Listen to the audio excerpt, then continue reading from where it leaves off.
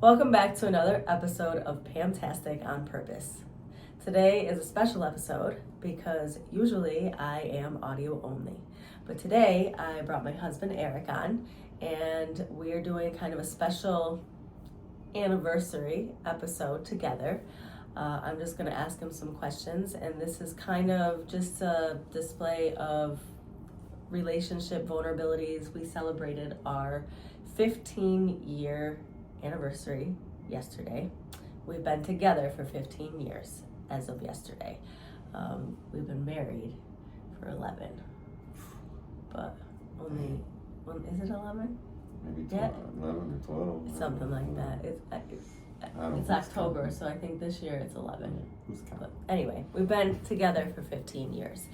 So we thought, actually this was Eric's idea. He thought it would be cool to do an episode with the two of us as an anniversary. And it's like, you know, what better way to connect with the audience than come on and kind of share not only our experience and our voices, but also ourselves as mirrors and reflections.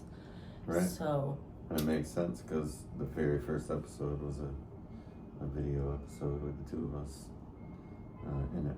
So, you know. Yeah. So we're just kind of circling back around. But yeah, so I'm just going to, it's not an interview. I'm just going to ask him some questions. He's going to answer. He's going to respond, and I'll have a response to that, it's like just discuss. Conversation. Right. Question And we're just discuss. sharing that with you, kind of as, again, just as reflections. And considering it's kind of what I do is I help loosen reveal.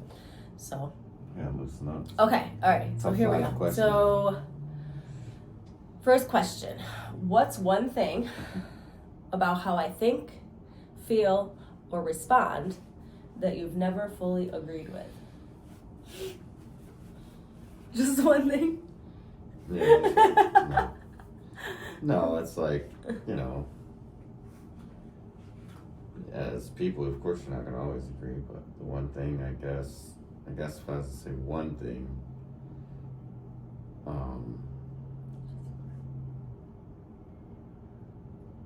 It's hard to pick just one.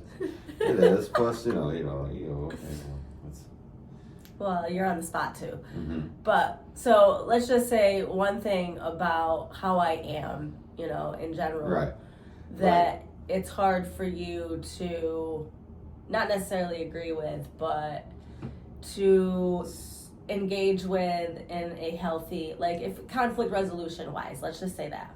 What's one thing where we still butt heads, like when we're in conflict? Oh, right. Well, that would be just the stubbornness. So it's like, you know, if we did get in conflict and we weren't able to resolve it before we get to another level of conflict, we'll say,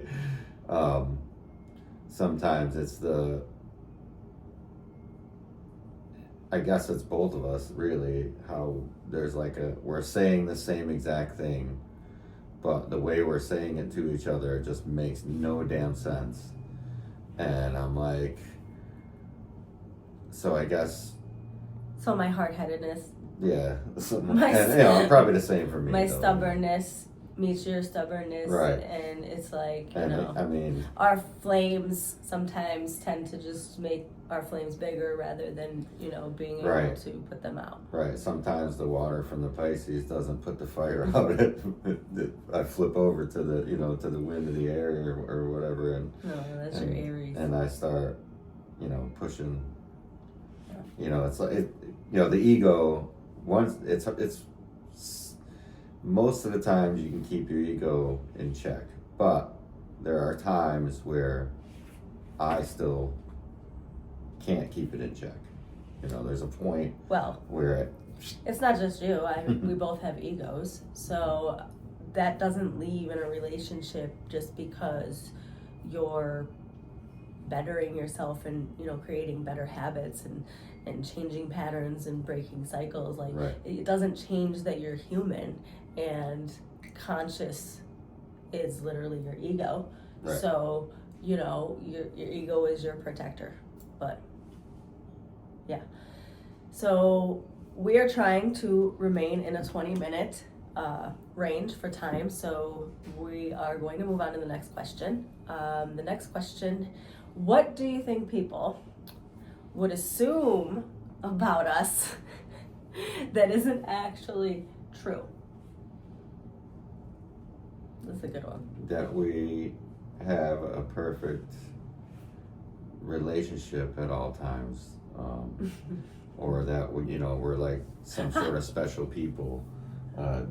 People assume sometimes that, like, because the way we present or that I present, that I come off more wealthy than I might be, things like that.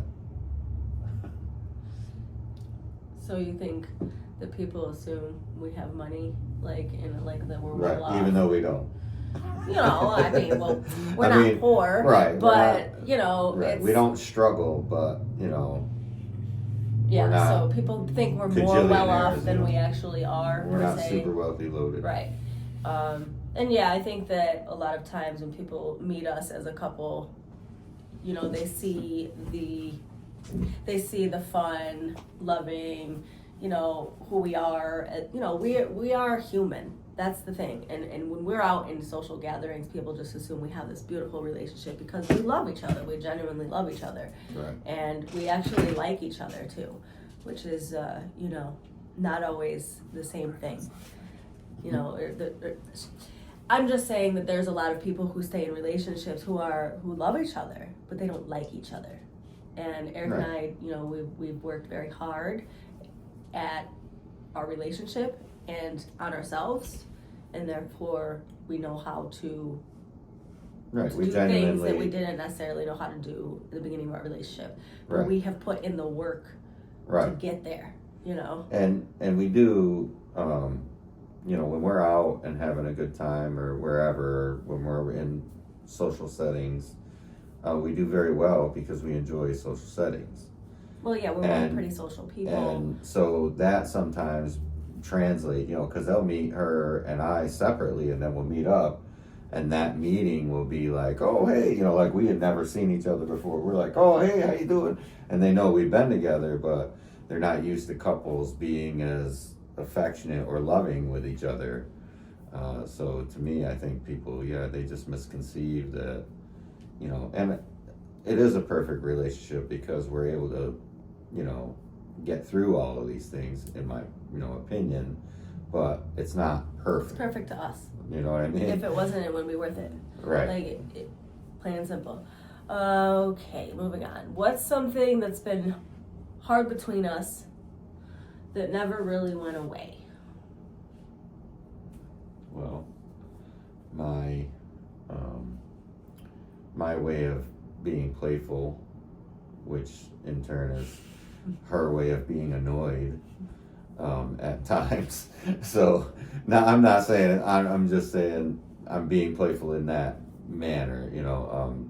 The fact that there are things that I do that are kind of like goofy things that I've done for a long time in my life that I still, even though she's told me 1,000 times over that kind of annoys the shit out of me or whatever, I still often do those things, and I'm not like, it's not even consciously, I just do them, but I'm also not consciously trying to not do them, which I'm sure doesn't help my case, So that's a hard truth there, that I have to face too, because I just sitting here and made myself say it out loud, that. So I'm not asking him to be different and change who he is. What I ask is for him to read the room. Yeah, and he's not real good at reading. I'm famous for that. Anyway, okay, moving on. What's something I do that forces you to see yourself even when you don't want to? And I won't say forces, because I don't force him to do anything. He is his own person. Right, I am. And I'm grateful for what she does in this aspect, but what helps, and it's helpful to me. I'll say, But instead it of pisses force, me off when I'm doing it. You know, it's like, okay, I did something, I know something, or we've talked about something, and I'm going. Everything in me is like, I know she's 100% right, but everything in me doesn't want to say that's the case, you know, and well, that's a human behavior. and, Nobody wants to be wrong. right, exactly. But you know, the thing is that Eric, it's hard for Eric to accept, and this is one of our, I think, key differences. That is, it's a challenge and also can be a gift because it balances Right. us out. But When I get there, I own it and move on. But what she does is, when she knows, and she knows I know, and deep in there, she could probably see it in my eyes or something. But again, what I was gonna say is, it's not about wrong, and it's very hard for him to not see owning, you know, patterned behavior as wrong. Right. Like, he relates having to own up to something that he might need to change It's an or admission do of guilt. differently It's, because I don't in wanna his admit opinion guilt. or somewhere in his being, you know, in Yeah. his nervous system, it's like defense down, and now he's this, you know, vulnerable to attack, if you will. Right. And it's just he relates, I think, being wrong to the having to own behavior, or you know, that is Right. Well, I'm not. negative Right. or I'm just whatever, saying. Like, you know, I'm not saying when I say wrong. Exactly. I'm just saying when I'm. But when it's I'm, really about when the I whole can be better. I'm of not the trying to relationship. say that right or wrong. I'm Yeah. trying to say Yeah. there's points where I've done something that I could have done better or been better about. Like, you know, say my son does something foolish, and I react a certain way. Now I know when I'm doing it, he's a kid. Kids are kids, but I'm still angry. And I'm also a little disappointed because I'm like, come on, I'm your dad. You didn't learn anything. You know, so there's like, so when she notices, hey, you could have handled that better, she'll point it out. And sometimes I know she's right, but I fight it anyway and go, and try and come up with why what I did is okay, you know what I mean, or right. And I'm not, you know. Okay, but that's, you really didn't answer the actual question, but we're gonna move on. Well, that's that something right I there do forces that me. you know, helps reveal something you're not wanting to face in yourself. You know, Yeah, that ultimately. right there, we just did it. Okay. I revealed that I don't want to face that I'm wrong sometimes. Okay. I got you. We revealed that I'm really stubborn about it. Nobody wants to be wrong. Okay, And it's so easy for me to get off track. We revealed that. and what is it? Okay, we're not. Yeah, we going already into did through that. that. So after 15 years, what actually keeps our relationship, you know, stable, or I don't even know the word. It says what actually keeps you here, but I don't like that. Yeah, I mean, don't. that's Because kinda- nothing keep. Again, like, My, I'm not your keeper. Like, right. It's not. It's a choice that I choose her every single day, and I choose to, you know. Yes, sometimes I can't put it in the front, and we have days where we don't really get along the greatest, but we always choose to work it out, and I always choose to work it out even when we're in the middle of an argument. And if you've been together a long time, or you've been in the wrong relationship even, or the right relationship, you've been in those fights where you're like, why are we even doing this? This is ridiculous. How dumb. so that moves us into the next question. And then So was there We ever stay. a moment where you weren't sure we were going to make it, of course. Yeah. Like I think anyone who's been in a long-term relationship that says no is a fucking liar. Right. Because I think that being in a relationship means willingly sacrificing parts of yourself. It means being okay with unity and knowing that unity means there are going to be things that you are going to have to give away parts of yourself, right, in order to you make can still be the relationship thrive. It doesn't mean you have to completely lose yourself. And 15 years, right, it's happened. Like, right, and you go through cycles of it like too. I've completely lost myself, whereas I'm sure he's And felt I have like that in somewhere You know? along the way. Yeah. And that you feel like boom, you're on autopilot. So we get through those moments. We talk about it. We do what we have to do. We adjust. We learn, and we grow together. Because if we didn't do that, we would grow apart. Right. Plain and simple. And we choose that's to a do choice. that. We choose to do that. We choose ourselves, and we choose each other. Mm-hmm. And we have learned through hard work and, a lot of practice of new behavior and different patterns, how to do that healthily. Right. And not in a way that continues the cycle or doesn't break patterns. Mm-hmm. So, I mean, I think that people who think happily ever after means no bad days lives in Right. the Lulu land. So, and even if you're you know, single, life is a cycle. You have, it goes, good, bad, good, bad, good, bad, good, bad, good, bad, good, bad, all around. It's how you handle the bad that makes the good good. So after 15 years, like, I feel like we should just give them like maybe one piece of advice, I guess. Not that they came here looking for that, No. but Not that I have any advice. After 15 years, the best advice I can give someone who may be in a questioning forever or questioning being with someone, if there's even such thing as let's just say the movies, because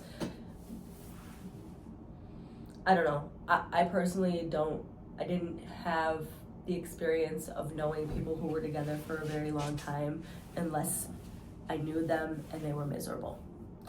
Yeah. Like, that's been my experience, but I refuse to live my life that way. And Eric refuses to live his life that way. So we choose happiness by choosing to do what we need to do to thrive as individuals and as a married couple, because that's our preference. Right. But it's choices. And every day, those choices are going to look different. We are cyclical beings. Exactly. So if you want forever with somebody, then you have to understand what forever actually entails. And that doesn't mean just on what you're receiving. It's about what you give to. You gotta give something, That's all I really got, but and it's not a 50-50 game. It's a whatever the hell the number is today game. Whatever, you're a team regardless. 10 or 90, 60, 40, whatever it is. You're a team, and I hate numbers. And she hates when I use the percentages, but the facts of the matter are, we all need to just be okay with the good days and the bad days. And what happens? It's easier said than done. Right. And sometimes the bad days are on the same day for us. Because there is all these, there are all these things going on in the world that we're learning that we didn't know. And now we're waking up to all these patterns that we didn't know were toxic, or trauma bonds and things like that. And it's like, I'm not saying that these things aren't real and that these scenarios don't happen. But I also think that they happen in every single relationship, in every single dynamic, and it's a spectrum. Right. There's sometimes it's very everybody. extreme, and it's a spectrum, and it's like, I've just gotten to the point where everything is, I just feel like everything's such a label. It's so easy to just label, like, shut it all off, learn how to listen to your body, And if allow your if you partner are and in and the people that you love to honor that too, or break away with love and see who you really are, right. because you're never gonna know Mhm. with things all around you.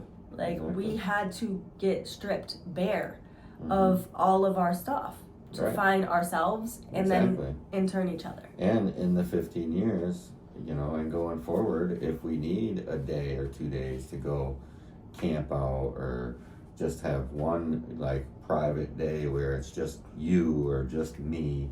Yes, or, prioritizing our self-care we say, do that hey, as much as I'm possible. going, my mind is going all gobbledygook. I can't talk to you. I can't figure it out.